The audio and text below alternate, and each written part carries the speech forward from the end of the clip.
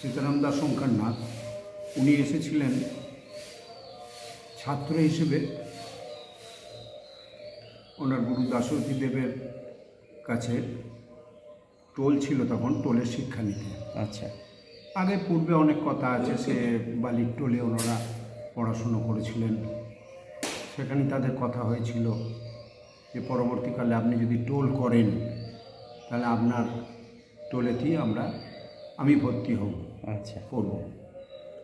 তা পরবর্তীকালে উনি এসেছিলেন এবং এখানেই তার শুরু প্রথম। নমস্কার, এন্টারটেন বাংলা চ্যানেলে সকল বন্ধুদের জানাই স্বাগত। বড়দেরকে প্রণাম, ছোটদেরকে অনেক অনেক ভালোবাসা। আশা করি আপনারা সকলে ভালো আছেন এবং সুস্থ আছেন। বন্ধুরা, চলে আসলাম আবার একটি নতুন ভিডিও নিয়ে। আজকে যে জায়গাটা এসেছি, এই জায়গাটা কিন্তু অসাধারণ সুন্দর, অপূর্ব। এর যে শান্ত, নিরিবিলি, আধ্যাত্মিক, প্রাকৃতিক পরিবেশ আপনাদের মনকে একদম শান্ত করে দেবে। তো বন্ধুরা, আজকে আমি চলে এসেছি শ্রী শ্রী সীতারাম দাস ওঙ্কারনাথ দেবের আশ্রমে, এবং এই আশ্রমের পাশেই রয়েছে সীতারাম দাস ওঙ্কারনাথ দেবের গুরুবাড়ি। তো বন্ধুরা, এই আশ্রমের ভেতরে কিন্তু অনেকগুলো দর্শনীয় স্থান আছে। সীতারাম দাস ওঙ্কারনাথ দেবের আশ্রম, তারপরে গোপাল মন্দির, সীতারাম দাস ওঙ্কারনাথ দেবের গুরুবাড়ি, কমলা মাতার মন্দির, এই সকল দর্শনীয় স্থানগুলি আমিও ঘুরে দেখব। আপনাদেরকেও যতটা পারবো এই ভিডিওর মাধ্যমে দেখানোর চেষ্টা করব। তো আপনারা এই আশ্রমে এসে কিভাবে পৌঁছবেন, এই আশ্রম কখন খোলা থাকে, এই আশ্রমের সংক্ষিপ্ত ইতিহাস থাকছে এই ভিডিওতে। তো বন্ধুরা, ভিডিওটা স্কিপ না করে পুরোটা দেখার অনুরোধ রইল। ভিডিওটা দেখে আপনাদের কেমন লাগলো অবশ্যই কমেন্ট করে জানাবেন। ভালো লাগলে অবশ্যই একটা লাইক করবেন, শেয়ার করবেন, এবং চ্যানেলে যদি নতুন হয়ে থাকেন তবে চ্যানেলটি সাবস্ক্রাইব করে আমার পাশে থেকে আমায় আশীর্বাদ করবেন। তো চলুন শুরু করা যাক আজকের ভিডিও।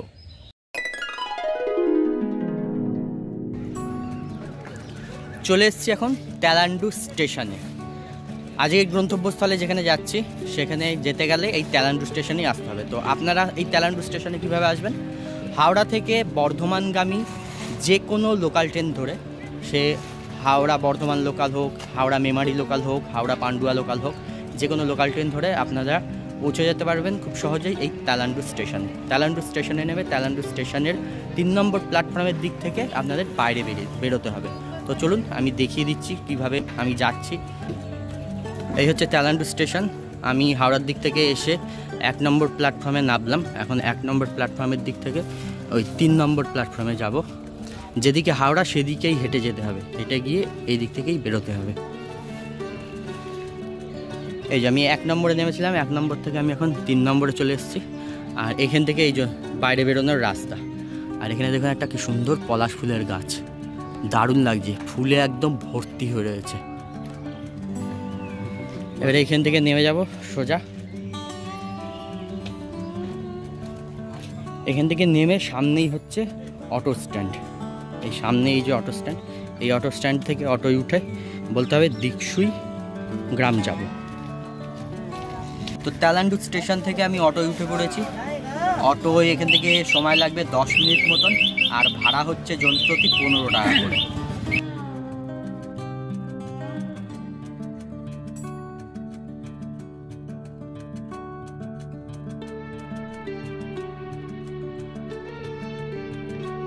চলে এসেছি দিকসুই গ্রাম, ওঙ্কারনাথ দেবের আশ্রমের একদম সামনে।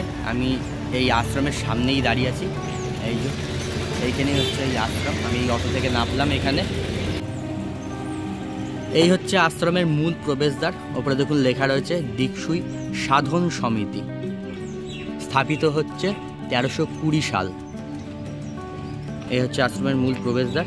আর আশ্রমের অপোজিটেই দেখুন এখানে রয়েছে দিকসুই সাধনা বঙ্গ বিদ্যালয়। এই বিদ্যালয়ের সামনেই হচ্ছে এই আশ্রম। তো আপনারা যখন স্টেশন থেকে অটোয় উঠবেন, অটোয় উঠে বলবেন দিকসুই ওঙ্কারনাথ আশ্রমে যাব, আপনাদের একদম আশ্রমের গেটের সামনেই নামাবে। আর এই দিকসুই সাধনা বঙ্গ বিদ্যালয়ের সামনে নামবো, এটা বললেও হবে। তো চলুন এবারে আমরা আশ্রমের ভেতরে প্রবেশ করি।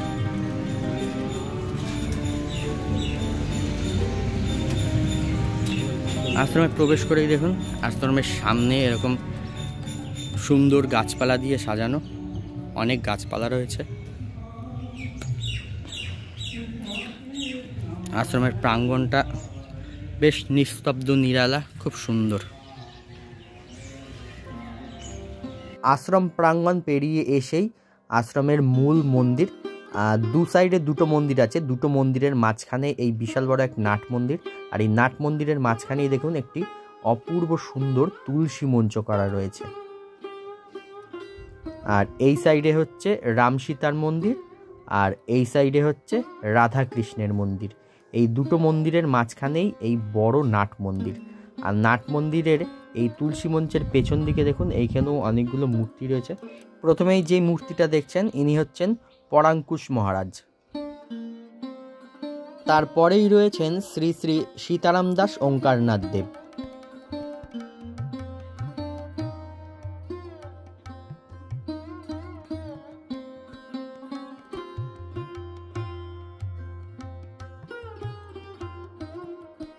ওঙ্কারনাথ দেবের ডান দিকে রয়েছেন ওঙ্কারনাথ দেবের গুরুদেব শ্রী শ্রী দাশরথী দেব যজ্ঞেশ্বর।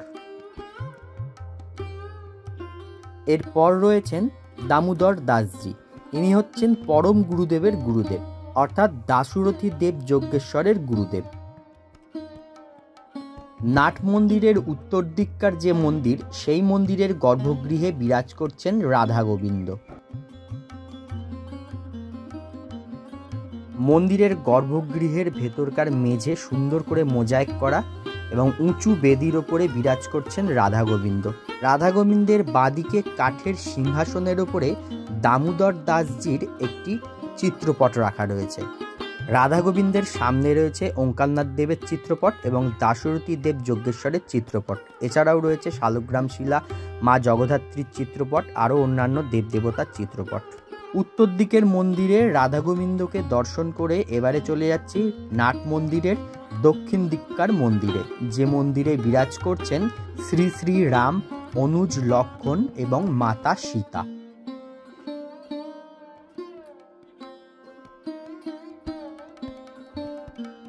গর্ভগৃহে উঁচু শ্বেতপাথরের সুন্দর বেদির উপরে বিরাজ করছেন শ্রী শ্রী রাম, লক্ষণ এবং মাতা সীতা। সামনে রয়েছেন বজরংবলী এবং বাঁ দিকে রয়েছে শিবলিঙ্গ। এছাড়াও রয়েছে নারায়ণশিলা এবং দাশরথী দেব যজ্ঞেশ্বরের চিত্রপট এবং ওঙ্কারনাথ দেবের চিত্রপট। এই গর্ভগৃহের ভেতরে দেখুন দুদিকে দুটো বড় বড় আলমারি রয়েছে, আর এই আলমারিগুলোর মধ্যে প্রচুর পুঁথিপত্র, গ্রন্থ, পুস্তকে ভর্তি।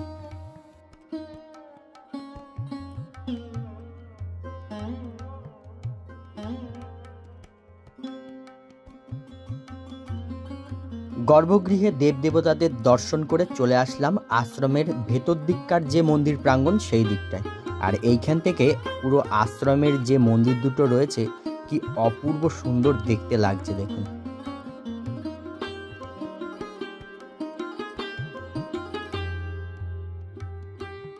আশ্রম প্রাঙ্গণেই এখানে দেখুন রয়েছে একটা চিকিৎসালয়।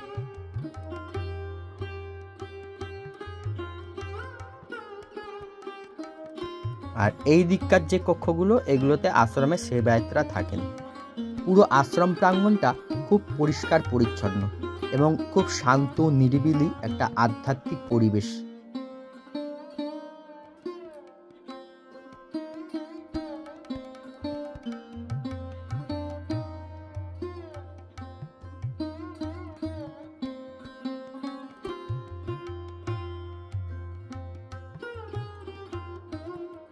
আশ্রম প্রাঙ্গণেই দেখুন এই একটা বিশাল বড় অশ্বত্থ গাছ রয়েছে, আর গাছটা দেখেই বোঝা যাচ্ছে গাছটা কিন্তু বহু প্রাচীন একটি অশ্বত্থ গাছ। আর এই অশ্বত্থ গাছের গোড়ায় দেখুন এখানে একটা খুব সুন্দর শিবলিঙ্গ রয়েছে।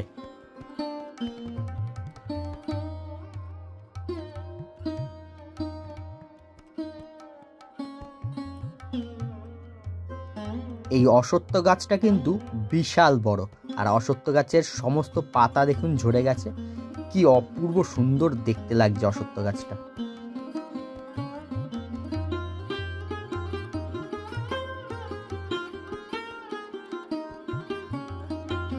এই সাধন সমিতি আশ্রমের সমস্ত মন্দির দর্শন করে এবারে যাচ্ছি সমৃদ্ধি মন্দিরের দিকে। যেই মন্দিরটি শ্রী শ্রী সীতারাম দাস ওঙ্কারনাথ দেবের পরম শিষ্য শ্রী মাধব স্বামীজির সমাধি মন্দির। সমৃদ্ধি মন্দিরের দিকে যেতেই দেখুন এইখানে আরও অনেকগুলি কক্ষ রয়েছে। এগুলি অতীতে ছিল গোশালা। এই গোশালায় এখন আশ্রমের ভক্ত শিষ্য সেবায়িতদের থাকার জায়গা।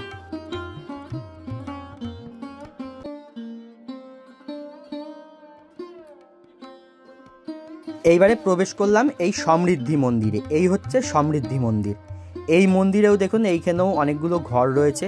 এখানেও হয়তো শিষ্য সামন্তদের থাকার জায়গা। আর এখানেও দেখুন দোতলা একটা বিল্ডিং রয়েছে। আর এই যে সমৃদ্ধি মন্দির এখানে দেখুন লেখা রয়েছে, এইটি হচ্ছে সেই সমাধিস্থল যেটা শ্রী শ্রী সীতারাম দাস ওঙ্কারনাথ দেবের শিষ্য শ্রী মাধব স্বামীজির সমাধি মন্দির। আর এই সমাধি মন্দিরের ভেতরে দেখুন শ্রী শ্রী মাধব স্বামীজির একটি চিত্রপট রাখা রয়েছে।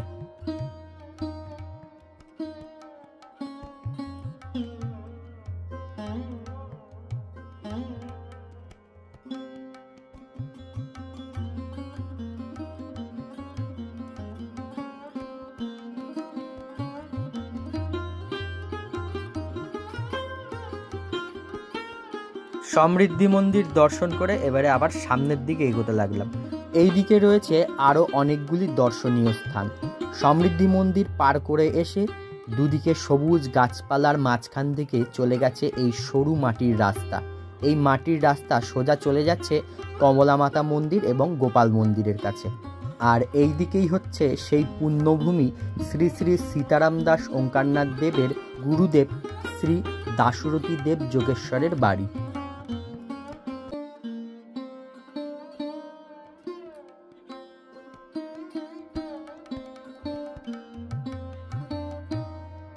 মাটির রাস্তা পার করে এসে বাঁদিকে একটু ঘুরেই সামনেই পেলাম ঢালাই রাস্তা। আর এই ঢালাই রাস্তা থেকে উঠে ডান দিকে একটু বেঁকলেই ডান দিকেই আপনাদের চোখে পড়বে এই টোলবাড়ি, যে টোলবাড়িতে শ্রী শ্রী সীতারাম দাস ওঙ্কারনাথ দেব তার গুরু শ্রী শ্রী দাশরথী দেব যোগেশ্বরের কাছে শিক্ষা গ্রহণ করেছিলেন। এই টোলবাড়ি আগে যেমন ছিল আজও কিন্তু সেই রকমই রয়েছে, মাটির দেওয়াল এবং টিনের চালা।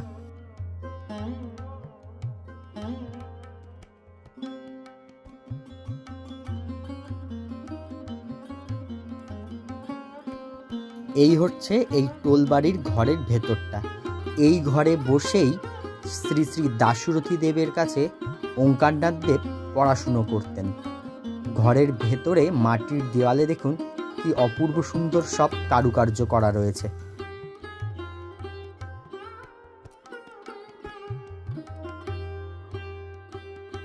এই ঘরের ভেতরে দেখুন একটি আলমারি রয়েছে। আর এই আলমারির ভেতরে হাতে গড়া অনেক মাটির মূর্তি রয়েছে।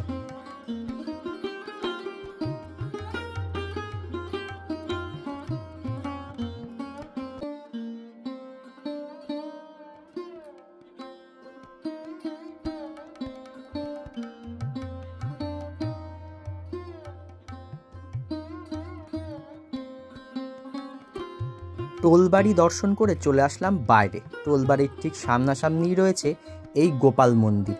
আর এই গোপাল মন্দিরের পাশেই রয়েছে শ্রী শ্রী কমলা মাতার মন্দির। প্রথমে চলুন এই গোপাল মন্দিরের গর্ভগৃহে আমরা শ্রী শ্রী গোপালজিকে দর্শন করে নিই।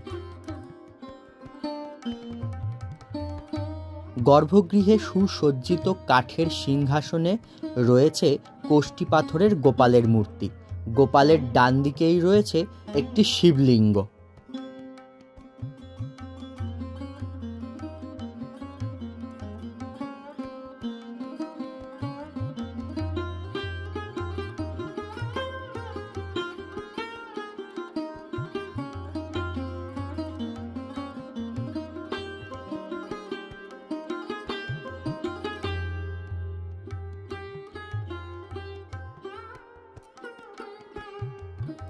গোপাল মন্দিরের পাশেই ঠিক ডান দিকেই রয়েছে শ্রী শ্রী মাতৃ মন্দির। এই হচ্ছে মাতৃ মন্দির। তো চলুন বন্ধুরা এবারে মাতৃ মন্দিরের ভেতরে প্রবেশ করে মন্দিরের গর্ভগৃহে শ্রী শ্রী কমলা মাতাকে দর্শন করে নিই।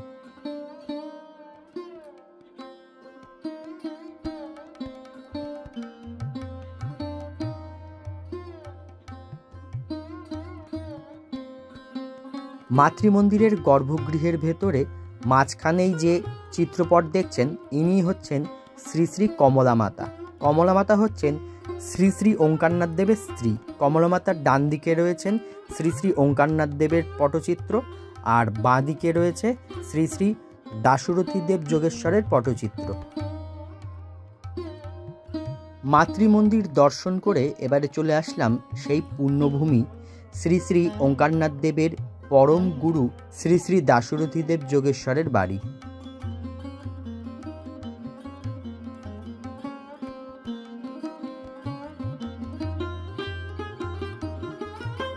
সেই পুণ্যভূমিতে আমি প্রবেশ করলাম। এই সেই পুণ্যভূমি, সেই বাড়ি যেটি হচ্ছে শ্রী শ্রী দাশরথী দেব যোগেশ্বরের বাড়ি।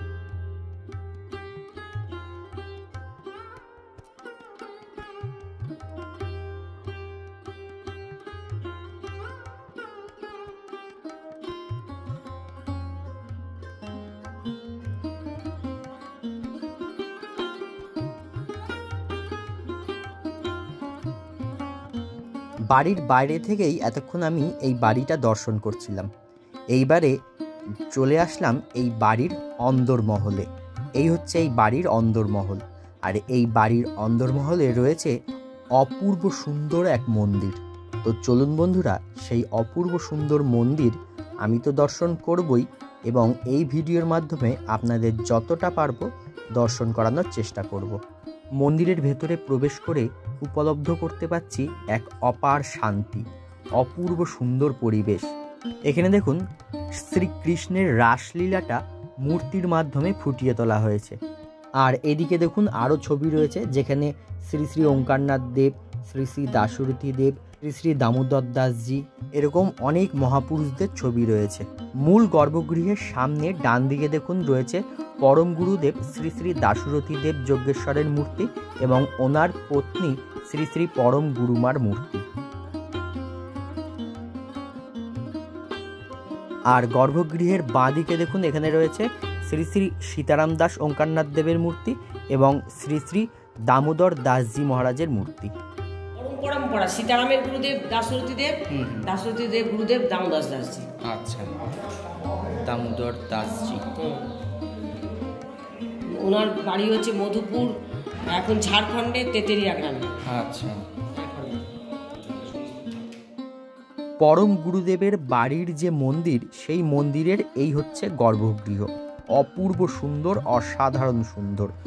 গর্ভগৃহের পেছনের দিকার দেয়ালে দেখুন এখানে শ্রী বিষ্ণুদেবের বিশ্বরূপ দর্শনের একটি মূর্তি করা রয়েছে। আর পাশে দেখুন এই যে রয়েছেন পরম গুরুদেব, পরম গুরুমা এবং সীতারাম দাস ওঙ্কারনাথ এবং ওনার স্ত্রী শ্রী শ্রী কমলা মাতা।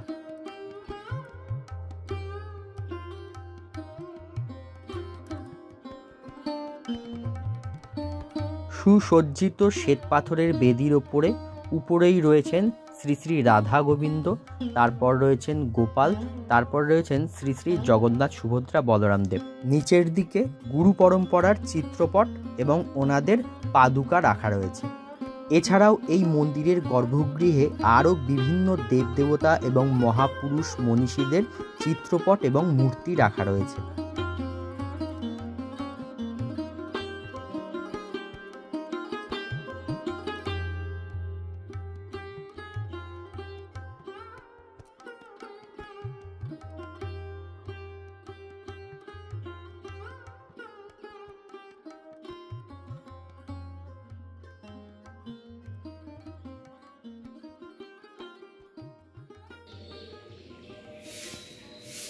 নমস্কার। একটু আপনার নামটা বলুন। আমার নাম গোবিন্দদেব মুখোপাধ্যায়, গোবিন্দ মুখোপাধ্যায়। আচ্ছা, আপনি এই যে পরম গুরুদেব যিনি বলছেন ওনারই বংশধর? ওনার নাতি আমি ছোট, আগে যে দেখলেন আচ্ছা, আমার দাদা বড়। আচ্ছা, বাসুদেব মুখোপাধ্যায়। আচ্ছা আচ্ছা। এখানে এই যে ওঙ্কারনাথ ঠাকুরের যে দীক্ষা হয়েছিল সেই সম্বন্ধে একটু যদি কিছু বলেন, কিভাবে হলো কি? এখানে ওঙ্কারনাথ, সীতারাম দাস ওঙ্কারনাথ, উনি এসেছিলেন ছাত্র হিসেবে ওনার গুরু দাশরথী দেবের কাছে। টোল ছিল তখন, টোলের শিক্ষা নিতে। আচ্ছা। আগে পূর্বে অনেক কথা আছে, সে বালির টোলে ওনারা পড়াশুনো করেছিলেন, সেখানে তাদের কথা হয়েছিল যে পরবর্তীকালে আপনি যদি টোল করেন তাহলে আপনার টোলেতেই আমি ভর্তি হব, আচ্ছা করব। তা পরবর্তীকালে উনি এসেছিলেন এবং এখানেই তার প্রথম জীবনের যে ওঙ্কারনাথ দেবের ডুমুরদা থেকে এখানে এলেন। এখানে তিনি ওই টোলবাড়ি যেটা দেখলেন, আচ্ছা সেখানে তিনি পড়াশুনো করতেন এবং এই বাড়ির সঙ্গে তিনি ওতপ্রোতভাবে অনেক বছর ধরে জড়িত। এবং পরে এই যে এটা দেখছেন, গৃহটা যেটা দেখছেন, এটা হচ্ছে গোয়ালঘর ছিল। আচ্ছা বাড়ির সদস্য হিসেবে কত থাকতেন এখানে? এই গোয়ালঘরে বিয়ে দেওয়া মানুষ করা। প্রথম উনি ওনার গুরু মানে দাশরথী দেবকে এবং ওনার পত্নী ও নিজের পত্নী মানে মাতৃমন্দির যেটা দেখলেন, সেখানে তার হচ্ছে কমলা মায়ের বাড়ি। আচ্ছা চারজনকে নিয়ে এই ঘরে তিনি ওনাদেরকে ইষ্ট দর্শন বা বিশ্বরূপ দর্শন করান আচ্ছা এবং ওরা সকলে মিলেই সেটা করেন, দর্শন সবাই মিলে। তা পরবর্তীকালে তো উনি দাশরথীদেব দেহ রেখেছিলেন মানে উত্তরপ্রদেশে এক জায়গায়, তারিঘাট বলে একটি জায়গায়। আচ্ছা তারপর থেকে সীতারামই সমস্ত কিছু, এই বাড়ির দায়িত্ব ভার সব কিছুই তিনি ছাত্র হিসেবে যে ছিলেন এবং তিনি এই বাড়িরই একজন, এইভাবেই সবাইকে আপন করে নিয়েছিলেন। আচ্ছা এবং তাদের সমস্ত পড়াশোনা বা বাকি যারা মেয়েরা ছিল এখানে, তাদের বাচ্চা অবস্থায়, ছোট অবস্থায় তাদের বিবাহ, সব কিছু সংসারের দায়িত্ব সব কিছু সীতারামই করেছিলেন। আচ্ছা এবং বিস্তারিত অনেক বড় আছে। সীতারাম একটি মহান মানে কী বলবো, অত বড় যোগী পুরুষ আমরা আমাদের দাদুকে দেখতে পাইনি, মানে পরম গুরুদেবকে, আচ্ছা কিন্তু সীতারামকে দেখেছি, তার সাথে ঘুরেছি বা ইয়ে করেছি। আচ্ছা আচ্ছা তা এরকম ব্যক্তি বিরল ছিল, এখনো পর্যন্ত মনে হয় তাই। আচ্ছা উনি একটা জ্যোতিষ্কের মতো, হ্যাঁ, এইভাবেই। আচ্ছা প্রথমে যে আশ্রমটায় ঢুকলাম, ওটা কোন মন্দির? ওটা রাম মন্দির? ওটা রাম মন্দির, এপাশে শ্যামের মন্দির, রাধাকৃষ্ণ। আচ্ছা এই রাধাকৃষ্ণ মন্দির প্রতিষ্ঠা করেছিলেন এবং সাধন সমিতি, ওটা আচ্ছা সাধন সমিতি প্রতিষ্ঠা করেছিলেন দাশরথী দেব। আচ্ছা গ্রাম্য উন্নয়ন বা আরও লোকেরা ছিলেন, তারা নিয়ে তখনকার দিনে এরকম একটা ধার্মিক প্রতিষ্ঠান তৈরি করেছিলেন তারা, আচ্ছা সকলে মিলে, আরও অনেক লোক ছিল। আচ্ছা তার সঙ্গে সীতারাম সহযোগী ছিলেন। এবং ওই আশ্রমকে বাড়িয়ে নিয়ে যাওয়ার যা কিছু উন্নতি, যা কিছু সমস্ত কিছু প্রচার সারা দেশে, যা কিছু সীতারামই করেন পরবর্তীকালে। কারণ উনি 49+ এরকম কিছুতে ওনার গুরুদেব চলে যান আচ্ছা বয়সে। বাকি ঠাকুর মানে আমাদের গুরুদেব সীতারাম, উনি সব বলতে গেলে উনি সব করেছেন। আচ্ছা তারপরে যে এই সমৃদ্ধি মন্দির যেটা দেখলাম, ওটা কি? ওটা হচ্ছে ওই সীতারামেরই শিষ্য মাধব স্বামীজির মন্দির। ওটা আচ্ছা সমাধি মন্দির। সমাধি মন্দির, ওখানে ওনাকে সমাধি দিয়েছে। উনি আসতেন, থাকতেন আচ্ছা এখানে। উনি মানে দেহ রেখেছিলেন কলকাতায়, ওনাকে তখন নিয়ে এসে এখানে সমাধি দেয়। উনি বলেছিলেন যে আমাকে এখানে সমাধি দেওয়ার ব্যবস্থা করিস। আচ্ছা উনি ঠাকুরের ভীষণ মানে কাছের লোক ছিলেন, খুব সাধক লোক আচ্ছা স্বামীজি। আর তারপরে যে টোলবাড়ি, ওইখানেই পড়াশুনো হতো আগে ওখানে টোলবাড়িতে পড়াশুনো হতো এবং ওটাই ছিল তখনকার দিনে বৈদিক যে সংস্কৃত চর্চার স্থান হুম, আমাদের এই গ্রামে। আরও অনেক টোল ছিল, অনেক কিছু ছিল গ্রামে। এখানে প্রায় 18টা টোল ছিল গ্রামে। আচ্ছা সে সমস্ত বিলুপ্ত হয়ে গেছে। তো সেইটা ওইখানে সীতারাম পড়তেন। আচ্ছা। ওখানে অনেকে পড়েছেন, পরাঙ্কুর স্বামীজি পড়েছেন, যেটাকে চিন্তারণ বলে। পরাঙ্কুর স্বামীজি। হ্যাঁ, রামানন্দ মঠে যে হ্যাঁ, ছিল, হ্যাঁ। ওটাও সীতারামেরই আশ্রম। হুম, তা উনিও এখানে বাবার কাছে সংস্কৃত পড়তে আসেন বা পড়াশোনা ছোটো থেকে। সীতারামও ঠিক পরম গুরুদেবের কাছে, মানে গুরুদেব দাশরথীদেবের কাছে উনি শিক্ষা নিতে আসেন সেই সময় থেকে, খুব ছোট বয়সে। আচ্ছা। তো সেই থেকেই এইভাবেই চলছে। আর এই বাড়ি হচ্ছে পরম গুরুদেবের বাড়ি। পরম গুরুদেবের দাশরথীদেবের বাড়ি। হ্যাঁ, সীতারাম যে গুরুত্ব লাভ করেছেন দাসত্বে, সেটা বলো, সেটা বলছো না, বলো। শিক্ষা শুরু তো নিতে আসেন, দীক্ষাগুলো তো নিয়েছেন। হ্যাঁ, সে তো দীক্ষা তো উনি, হ্যাঁ, দীক্ষা কি করে নিলেন সেটা একটু বলুন। দীক্ষা তিনবার নিয়েছেন ফিরিয়ে দিয়েছিলেন সীতারামকে, বলো সেটা। মানে পরমগুরুদেব 3বার ফিরিয়ে দিয়েছিলেন। তা উনি সীতারামের দীক্ষা দাশরথীদেবের কাছেই হয়েছিল, এবং পরবর্তীকালে যেটাকে দীক্ষাস্থলী বলা হয় ত্রিবেণীতে। হুম, হ্যাঁ, ওনাকে প্রথম যখন দীক্ষা নেবার করেন ঠাকুর, মানে সীতারাম তখন প্রবোধচন্দ্র ছিলেন নাম। আচ্ছা। ঠাকুরের বাল্যের নাম ছিল প্রবোধচন্দ্র। যখন ঠাকুর বলেন যে আমি আপনার কাছে দীক্ষা নেব, ঠাকুর মানে তখন দাশরথীকে এড়িয়ে যান বেশ কয়েকবার। তারপর ত্রিবেণীতে দীক্ষাস্থলী যে জায়গা, হুম, সেইটা দাশরথীদেবের একটি জায়গা ছিল। ওখানে গঙ্গার তীরে শিষ্যা দিয়েছিলেন। ওরা সাধন ভজন করত। আচ্ছা। তো ওই জায়গাটি এখন সম্প্রদায়ের সব বড় হয়ে গেছে, তারা দেখাশোনা করে। হুম, তো ওই জায়গাটা দাশরথীদেবের নামেই ছিল, এবং উনি ওখানে গঙ্গার তীরে, ওনার এক শিষ্যা ছিল তার পাশেই বাড়িতে, ওনাকে দান করেন দাশরথীদেব। তা ঠাকুর ওখান থেকেই পরবর্তীকালে যে দাশরথীদেব যখন দেহ চলে গেছে এবং কমলা মাতার যেদিন দেহ যায় ডুমুরদহেতে, তারপর সমস্ত কাজকর্ম মিটিয়ে, শ্রাদ্ধাদি মিটিয়ে উনি ওইখান থেকে গুরুপাদুকা থেকে ত্যাগ বস্ত্র নেন। আচ্ছা। নিয়ে উনি মানে সংসার ত্যাগ করেন। উনি ত্যাগী হয়ে তিনি সারা জীবন ধরে নাম প্রচার, হরিনাম প্রচারের জন্য সারা